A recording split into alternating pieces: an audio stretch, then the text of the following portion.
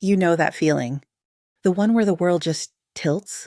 One minute you're standing on solid ground, the next, you're free falling, and everything you thought was real just shatters around you. That was me, 3 weeks ago. It started with a phone call, a call that ripped my world apart. The tinny sound of my mom's voice on the other end of the line. Sarah, honey, are you sitting down? I was in my tiny kitchen in our Philadelphia apartment, Leo's cough echoing faintly from his bedroom. He'd been having a rough couple of days. I leaned against the counter, the chipped Formica cool beneath my hand. What is it, Mom? I asked, my stomach already coiling into a knot. I'd been waiting for news about the pre-op consultation, praying everything was on track. Well, your father and I, we had a little chat. Her voice was too bright, too forced. About Leo's situation. Okay. I prompted, dread a cold snake slithering up my spine, and we decided, well, honey, that money you've been saving, it's a lot of money. For his surgery, Mom. Yes, we've been over this. The down payment for the specialist is due next Friday. I could hear the tremor in my own voice. I'd spent 3 years, 3 agonizing years, working 2 jobs, sometimes 3, barely sleeping, pouring every spare cent into that account. It was Leo's only chance. His little heart, so brave, so fragile, needed a miracle, and that miracle had a hefty price tag. Right. Well, she continued, and I could almost hear my dad muttering in the background, something indistinct but impatient. The thing is, Sarah, your father and I, we took a little trip to Florida. Just got back. My breath hitched. Florida? They hadn't mentioned any trip. They always complained about being broke. What? What are you talking about, Mom? Then came the words that still echo in my nightmares. We used the money, honey, for the trip. It was wonderful, by the way. First class, beachfront resort. You should have seen it. The phone almost slipped from my grasp. My ears were ringing. You what? I whispered, the room starting to spin.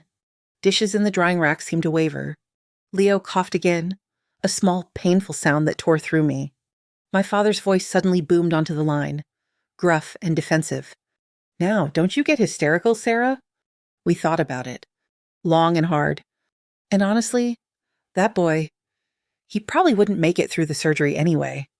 It's experimental, right? Why throw good money after bad? We deserved a break. We're getting old, you know. Wouldn't make it anyway. He said it. Just like that. My son, his grandson, not worth the money. Not worth the fight. I don't remember what I screamed. I think I did scream. Or maybe it was just a raw, animal sound of pure agony that ripped from my throat. The phone clattered to the floor. My legs gave out, and I slid down the kitchen cabinets, the cheap linoleum cold against my skin. My world hadn't just tilted.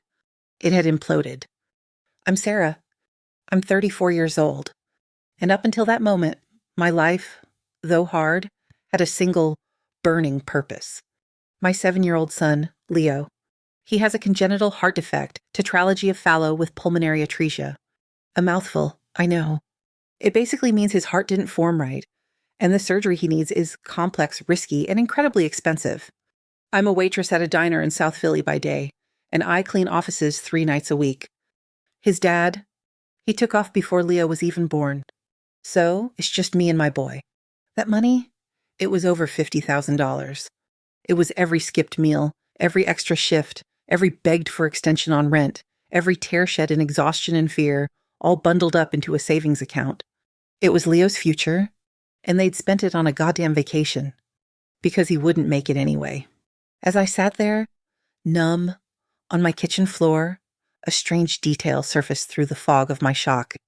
A few weeks ago, my mom had called, gushing about a ridiculously expensive handbag my Aunt Carol had just bought. Your father even said maybe we should get something nice for ourselves for once. She'd laughed. I'd dismissed it. They were always talking about things they couldn't afford. Now, it felt like a tiny poisonous seed that had just bloomed into this monstrous betrayal. And my brother, David? He'd been weirdly quiet on our last call, cutting it short when I asked how Mom and Dad were doing. Just said they were fine, busy spending my son's life. The initial shock, that crushing weight on my chest, it started to shift. Slowly, painfully. It wasn't just grief I was feeling. It was rage. A cold, hard rage I'd never known I possessed. They thought Leo wasn't worth it. They thought I would just roll over and accept this. They had no idea who they were dealing with. They had no idea what a mother is capable of when her child's life is on the line. The pain was a physical thing, a vice around my heart. How could they? My own parents. I remembered all those years when I was a teenager, working after school to help with their bills because Dad had lost another job. I remembered skipping my own senior trip because there wasn't money, only to see them buy a new television a week later. I remembered them borrowing money from my first real paycheck, promising to pay it back. They never did. Red flags. My entire life with them had been a parade of red flags. I'd been too naive, too desperate for their approval to see clearly. And then there was Leo. From the moment he was born, tiny and struggling, they'd seemed concerned. Superficially, my mother would coo over him, buy him cheap toys, but always with an undercurrent of, was it pity or something else? When the specialists in Philadelphia finally outlined the surgery, the astronomical cost, they'd nodded, offered sympathetic platitudes. Oh, you'll find a way, Sarah. You always do. They even offered to hold on to some of the initial fundraising money my friends had helped me raise, saying it was safer with them in their special high-interest account. Like a fool. I trusted them with a portion of it, about $10,000. The rest, the bulk of it, I'd saved myself, transferring it to what I thought was a joint account with my mother for emergencies related to the surgery, an account they clearly had full access to. Their words, he probably wouldn't make it anyway, kept replaying in my mind. Did they truly believe that? Or was it just the most convenient excuse for their monstrous selfishness? It felt like they were trying to justify killing his hope, and a part of me, just so they could sip cocktails on a beach. The fight wasn't just about the money anymore. It was about Leo's dignity, his right to a chance. I wasn't going to let them win. I couldn't. Leo's trusting eyes, his brave little smile even when he was struggling to breathe, they were my fuel. So I started to think, what could I possibly do? They lived in a small town in central Pennsylvania, a place where appearances were everything. They were pillars of their local church, always donating just enough to be noticed, always volunteering for the visible tasks. Their reputation mattered to them. A lot. And then I remembered my grandmother, my mom's mom, a stern but fair woman who'd never approved of my father, had left me something when she passed away years ago. A few savings bonds. Not much, she'd said, but for a rainy day. I was so young then. I'd forgotten about them, tucked away in a box of old papers in my cramped closet. Could they still be valid? Could they be worth anything significant? It felt like a long shot, but it was a flicker of hope. I also started meticulously going through my records. I'm not an organized person by nature. My life is usually a controlled chaos of work schedules, medical appointments, and Leo's school stuff. But when it came to money I'd given my parents over the years, loans for their car repairs, help with their mortgage more than once, money for bills that never seemed to end, I'd kept surprisingly detailed notes. Little entries in old diaries, saved bank transfer notifications on my laptop.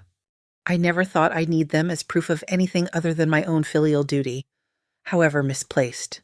Now, they felt like ammunition. A few days later, my Aunt Carol, Mom's younger sister, called. She lived in California, a world away from their small-town drama, but she kept in touch. Sarah, honey, is everything all right? Your mother called me, full of herself about some fancy Florida trip. Said they're planning a huge anniversary party next month, too. Where are they suddenly getting all this money? Last I heard, your dad was complaining about the property taxes again. An anniversary party. On top of a first-class vacation. It didn't add up. My parents weren't wealthy. They lived off my dad's meager pension and my mom's part-time job at the local library. Their house was modest. This sudden extravagance stank. Fueled by a grim new suspicion, I did something I'd never thought of doing. I started looking into public records online. County deeds, property tax assessments. It took me a few hours, stumbling through confusing official websites, but then I found it. A second mortgage, taken out on their house just 2 months ago, for a very large sum, much larger than the cost of a Florida vacation, even a lavish one.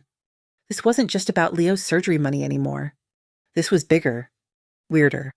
My parents, the people who preached fiscal responsibility to me, anyway, had leveraged their entire home.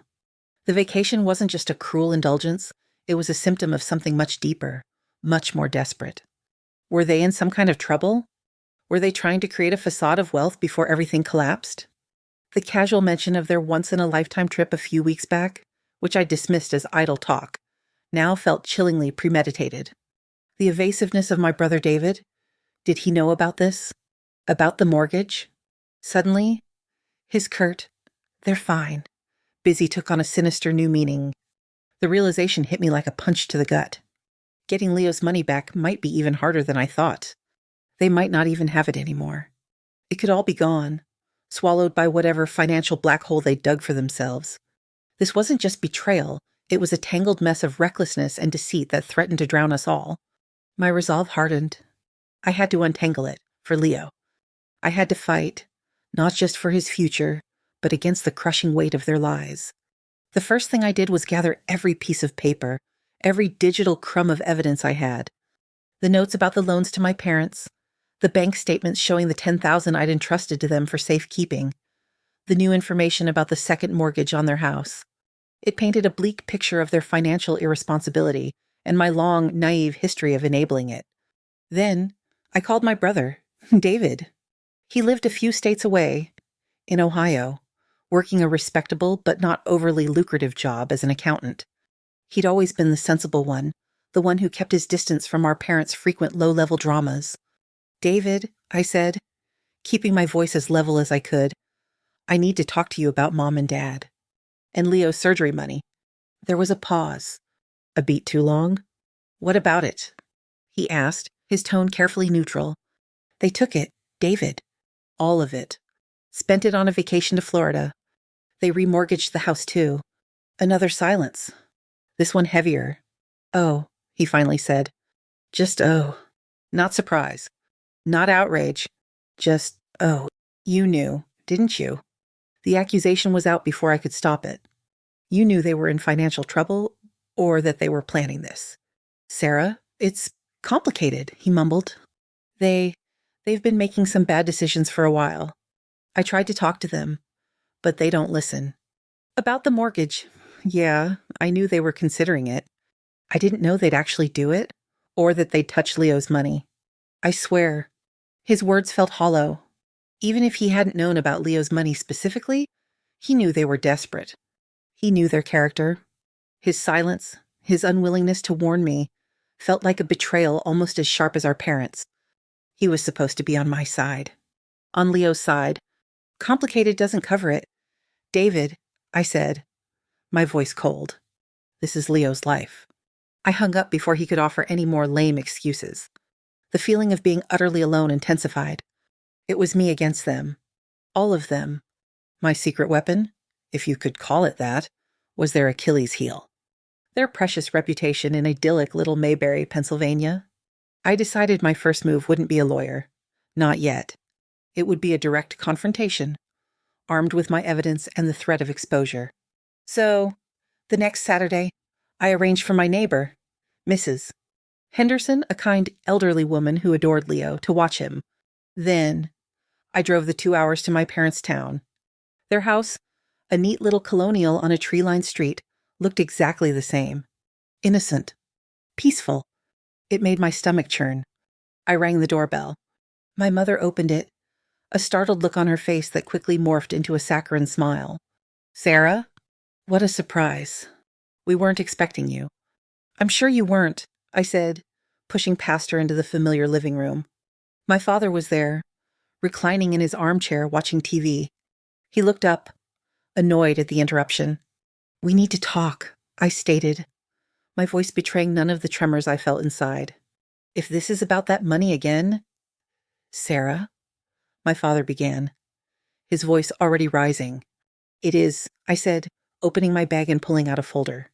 I laid out the copies of the bank transfers I'd made to them over the years, the IOUs I'd foolishly accepted instead of repayment, the printouts from the county website showing the details of their new mortgage.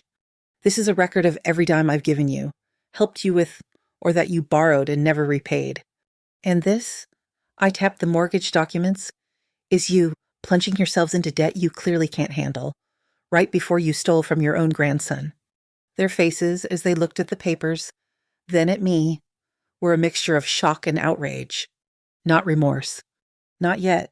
How dare you speak to us like that in our own home? My mother sputtered, her hand fluttering to her chest. How dare you?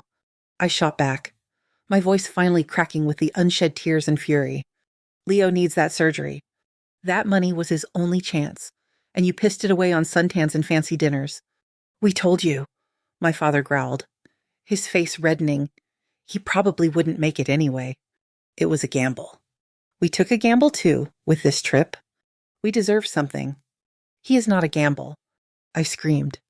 He's a child. Your grandson. And who are you to decide if he makes it or not? The doctors, the specialists, they believe he has a chance. A good chance if he gets his surgery. The argument raged. They threw justifications at me. Their age, their sacrifices raising me, sacrifices I now saw as basic parental duties they often resented, how I owed them. I stood my ground, fueled by Leo's image in my mind. I want that money back, I said, my voice low and dangerous. Every cent. I don't care how you get it. Sell whatever you bought in Florida. Cash in whatever you have left. You have 1 week, or else every single person in this town, everyone at your church, every one of your gossipy friends will know exactly what you did. I'll print these papers out and plaster them on the church bulletin board myself. That hit home. My mother visibly paled. My father's bluster faltered. The threat of public shame, of their carefully constructed image being shattered, was more potent than any appeal to their conscience. They started to crumble, not with apologies, but with panicked excuses. We don't have it all, my mother whimpered. Some of it went to other things. Debts. What debts? I pressed. That's when the second surprise truly landed, hitting me with the force of a physical blow. It wasn't something they said directly, but a slip of my father's tongue during his tirade. He was yelling about how ungrateful I was, how I had no idea the pressures they were under. David knows, he blurted out. David understands what we've been dealing with. He's been helping us manage things. My blood ran cold. David. My brother, the accountant. The one who'd sounded so vaguely concerned on the phone. Helping them manage things. What things? I remembered his evasiveness, his quick dismissal of my concerns. It wasn't just that he knew they were in trouble. It was starting to sound like he was actively involved in their financial mess, or at least in covering it up. The bad decisions he'd mentioned them making were some of them his advice. Or was he benefiting? The lavish gift my mother had mentioned Aunt Carol buying now seemed insignificant compared to the web of deceit that was unspooling before me. A helper emerged in an unexpected way. Leo's cardiologist, Dr. Ramirez, a compassionate woman who had seen too many families struggle, had been keeping tabs on our progress. When I tearfully confessed the situation, she didn't just offer sympathy. She started making calls, looking into charitable foundations, emergency medical grants, anything that might bridge the gap if my parents failed to return the full amount. We'll fight for Leo. Sarah, she said, her quiet determination a lifeline in my storm. A hurdle, however, was my parents' sheer incompetence mixed with their desperation. Even as they started to panic about the exposure, it became clear they'd been incredibly reckless. They'd paid for the Florida trip using a new credit card with an exorbitant interest rate, on top of draining the account. They'd also used a chunk of the remortgaged money to pay off some older, high-interest debts, and some was just gone, frittered away on things they couldn't even clearly account for. Getting the full $50,000 back from them was looking increasingly unlikely, and the shadow of my brother's involvement loomed, making me question who I could trust, and what other lies were waiting to be uncovered. The fight was far from over. It was getting uglier and more complicated by the day. The week I gave my parents passed in a blur of anxiety and sleepless nights. Dr. Ramirez's efforts were yielding some potential leads for grants, but they were all long shots, with lengthy application processes. Leo was having more good days than bad, his resilience a constant source of wonder to me, but the clock was ticking. The surgical slot wouldn't stay open forever. My parents, true to form, scraped together about $15,000. They sold some new furniture they'd impulsively bought, returned some of the more ostentatious Florida souvenirs, and, according to my mother's tearful phone call, borrowed from friends. It was a fraction of what they'd taken, but it was something. They wired it to my account with a mixture of self-pity and resentment. There were no real apologies, just lamentations about how I was ruining their lives and their reputation. The revelation about David's deeper involvement gnawed at me. My father's angry outburst, David knows. David understands what we've been dealing with. He's been helping us manage things, echoed in my mind. What things? I called David again, this time more prepared. Dad let it slip that you've been helping them manage things? David, I said, my voice steely. What exactly does that mean? Were you aware they were going to take Leo's money? He was silent for a long moment. When he finally spoke, his voice was strained. Look, Sarah, it's not what you think. They got themselves into a mess with some high-interest loans years ago. Payday stuff. Then it spiraled. I've been trying to help them consolidate, create a budget. I advised them to consider the remortgage. Yes, but only to clear those predatory debts. Not to fund this. Or to touch your money. I had no idea they'd go that far. But you knew they were desperate. David? You knew their character. You're an accountant. Did you see the state of Leo's fund in their accounts when you were advising them? Another pause. I might have seen it, he admitted, his voice barely a whisper. I told them not to touch it. I explicitly told them it was off limits. I guess I underestimated their selfishness, or their stupidity. His confession, though partial, was devastating. He had seen the money, knew it was there, and while he claimed to have warned them, he hadn't warned me. He hadn't picked up the phone and said, Sarah, get that money into an account only you control. Now. He chose to protect their secrets, or perhaps his own attempts to manage them, over protecting his nephew. The betrayal felt complete. My own brother, with only $15,000 recovered and the surgery date looming, I knew I had to take a different approach. The threat against my parents had yielded what it could. Now, I needed more. Doctor. Ramirez mentioned a local investigative reporter, Jessica Riley, at one of the Philadelphia news channels, someone known for championing underdog stories. It was a terrifying prospect, laying my family's dirty laundry out for the world to see, but Leo's life was on the line. I contacted Jessica Riley. I told her everything. The carefully saved money, my parents' callous betrayal, their cruel words, the partial repayment, my brother's complicity of silence, Leo's ticking clock. I showed her the bank statements, the notes, even a picture of Leo, his bright, hopeful smile. She listened intently, her expression shifting from sympathy to a kind of focused indignation. This is outrageous, Sarah, she said. This is a story that needs to be told. And so it was. A few days later, a segment aired on the evening news. It was tastefully done, focusing on Leo's plight and a mother's desperate fight, hinting at the family betrayal without making it overly sensational, though the core facts were damning enough. They didn't name my parents directly on air, but they showed a blurred picture of their house, mentioned a small town in central Pennsylvania, and detailed the misuse of funds meant for a child's life-saving surgery. They showed me, my face etched with exhaustion and worry, talking about Leo. And they showed Leo, laughing during a good moment, a heartbreakingly beautiful child. The impact was immediate and overwhelming. My phone started ringing off the hook. Friends, old colleagues, even strangers, offering support, prayers, and small donations to a GoFundMe that Jessica's team helped me set up. The local community in Philadelphia rallied. My diner held a fundraiser. Other local businesses chipped in. It was humbling, a wave of kindness that threatened to drown out the bitterness of my family's actions. Back in Mayberry, Pennsylvania, the fallout from my parents was apparently swift and brutal.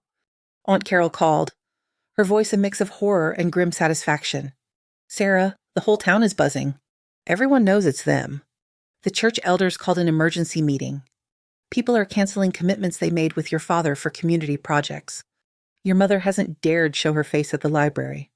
Their carefully constructed facade had shattered, Their reputation was in tatters. It wasn't the public shaming I'd initially envisioned with posters on bulletin boards, but it was a far more potent, widespread condemnation. But then came the second, truly shocking surprise, something I never could have anticipated. A week after the story aired, I got a call from a lawyer in Pittsburgh.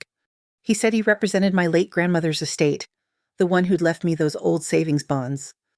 "Miss Evans," the lawyer said, his voice formal, "we've been trying to locate you for some time regarding a secondary provision in your grandmother's will. It concerns a small trust she set up. It wasn't much at the time, but it was invested, rather wisely, as it turns out." I was confused. A trust? I only knew about the savings bonds. I found them, but they weren't worth a huge amount. Yes, the bonds were separate, he explained.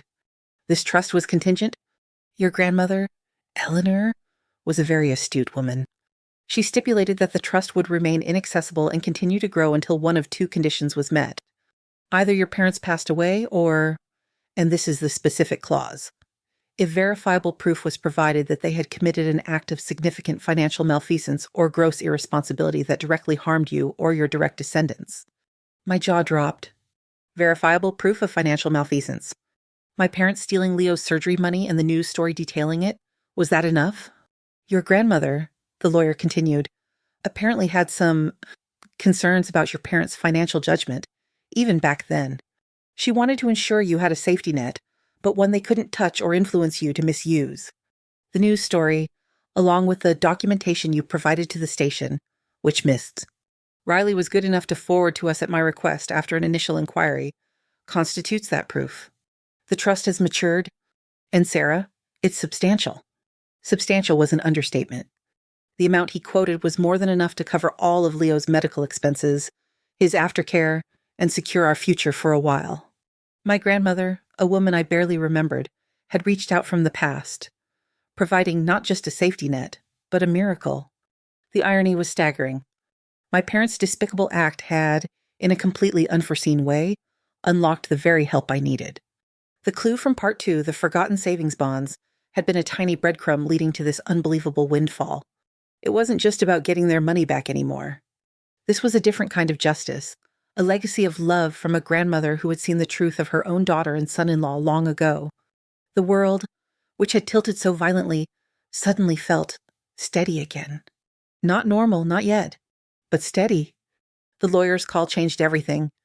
The GoFundMe had already raised an incredible amount, nearly $20,000 from the sheer generosity of strangers and my community. Combined with the $15,000 my parents had returned, we were getting close. But the trust from my grandmother, it was a game changer. It meant Leo's surgery was no longer a desperate hope, but a certainty. I stood in my small living room, the Philadelphia sunlight streaming through the window, and for the first time in weeks, I felt a lightness I thought I'd lost forever. The victory wasn't just about the money. It was about the affirmation that I wasn't alone, that kindness existed, and that sometimes justice arrives in the most unexpected ways. My parents' betrayal had inadvertently triggered my grandmother's fierce, protective love from beyond the grave. The first surprise, their deep, desperate debt, had shown me I couldn't rely on them. The second, my brother's quiet complicity, had shown me the true extent of my isolation within my own family. But this third, incredible surprise, my grandmother's legacy, showed me that family could also mean unwavering posthumous support. Leo's surgery was scheduled. The best team, at one of the top children's hospitals in the country, was ready. We used the trust money for the primary costs, ensuring there were no delays, no compromises. The GoFundMe money, with the overwhelming consent of its donors after I posted an update, was put into a separate account for Leo's extensive post-operative care, therapies, and any future medical needs. My parents. Their world had indeed crumbled. The public shame in their small town was total. My father lost his positions on various committees. My mother, I heard through Aunt Carol, rarely left the house. They tried to reach out, a few pathetic, rambling voicemails filled with excuses and accusations that I was cruel and unforgiving. I didn't return their calls. The $50,000 they had stolen was a debt they still morally owed, but I knew I would likely never see the rest of it from them. Their financial ruin, largely self-inflicted but accelerated by their greed, was profound. The remortgaged house was teetering on the brink of foreclosure. It was a sad, pathetic end to their story of deceit, but my focus was solely on Leo. My brother, David. He called once, his voice thick with what sounded like genuine remorse. He apologized. Properly, this time. He said he'd been ashamed, weak, and had let his own frustrations with our parents cloud his judgment. He offered to help in any way he could, even offering to contribute to Leo's fund, though I knew he didn't have much. I listened. I told him I appreciated the call. Forgiveness, that's a longer road. Perhaps one day. The ties of blood are strange. They stretch, they fray, but sometimes they don't break entirely. We left it there, a tentative, uncertain truce. Leo's surgery was a success. The longest hours of my life were spent in that waiting room. But when Dr. Ramirez finally came out, her smile told me everything before she even spoke. "He's a fighter. Sarah," she said. He did wonderfully. The relief was a tidal wave. I stood in the new office of the small patient advocacy nonprofit I started a year later, looking out over the Denver skyline. We'd moved, Leo and I, after his full recovery. A new city, cleaner air for his healing lungs, a fresh start. The nonprofit was funded initially by some of the remaining trust money, dedicated to helping families navigate the complex, often cruel, financial maze of pediatric critical illnesses. My win wasn't just Leo's health. It was finding a new purpose born from the ashes of that terrible betrayal. I looked back on that fight, that heart-wrenching period. I won, yes, Leo won, but it cost me my parents. Or rather, it revealed they were never truly the parents I needed them to be. There's a certain sorrow in that, a permanent ache. But there's also a liberation. The vengeful part of me found a grim satisfaction in their public downfall. But the mother in me, the advocate I'd become, knew that their fate was ultimately of their own making. Their lies, their greed, had caught up with them. My future is here in Denver with Leo. He's thriving. He runs in the park, his laughter echoing, the scar on his chest a faint silver line, a map of his courage and our journey. I don't burn old letters or look back with much anger anymore. There's too much good in front of us. The first surprise of my parents' deep debt showed me how desperate they were. And the second, my brother's complicity, showed how alone I was in that family. But my grandmother's final gift, that was the surprise that paved our new path. It taught me that even in the darkest betrayals, unexpected light can break through. And that's the story I carry forward. Not one of just pain, but one of resilience, of unexpected kindness, and the fierce, unbreakable bond between a mother and her son. We're looking ahead now. Only ahead,